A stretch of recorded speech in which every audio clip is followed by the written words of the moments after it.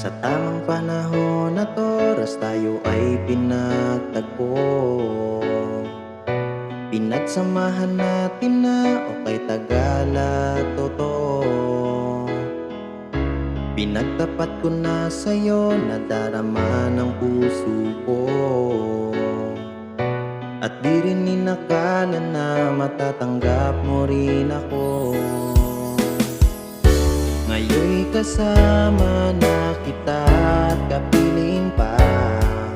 Ang lungkot sa puso ay nawawala.